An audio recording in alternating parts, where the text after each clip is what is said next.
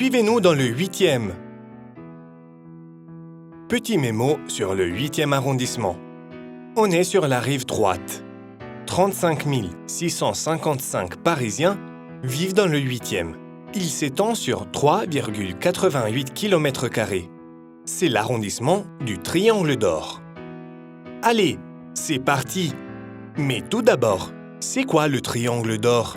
C'est un territoire compris entre, au nord, l'avenue des Champs-Élysées, à l'est, l'avenue Montaigne, et à l'ouest, l'avenue Georges V.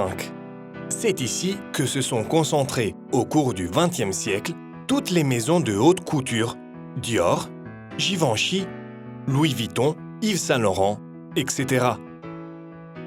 Les grands hôtels parisiens s'y sont également installés. C'est en somme le domaine du luxe parisien. Et maintenant, un petit tour aux Champs-Élysées. C'est l'avenue parisienne par excellence. Elle mesure 2 km de long. Et les touristes, comme les Parisiens, l'adorent. On flâne devant ses nombreuses boutiques et ses restaurants. Elle est un peu le centre de la capitale. Et le 14 juillet, elle reçoit le grand défilé militaire. Au bout des champs, il y a la place Charles de Gaulle, en forme d'étoile, et en son centre, l'Arc de Triomphe. Sa construction est commencée sous Napoléon, en 1806, mais il est finalement inauguré en 1836. Dès 1921, la tombe du soldat inconnu est creusée à ses pieds. On ranime la flamme du souvenir tous les soirs à 18h30. Passons sur une autre place, celle de la Concorde. Un magnifique obélisque orne son centre.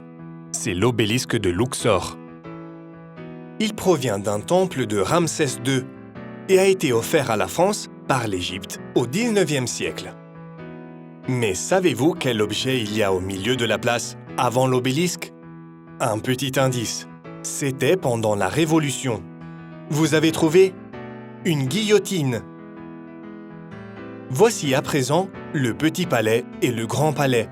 Ils sont construits tous les deux à l'occasion de l'Exposition universelle de 1900. Le Petit Palais possède une belle collection d'objets d'art.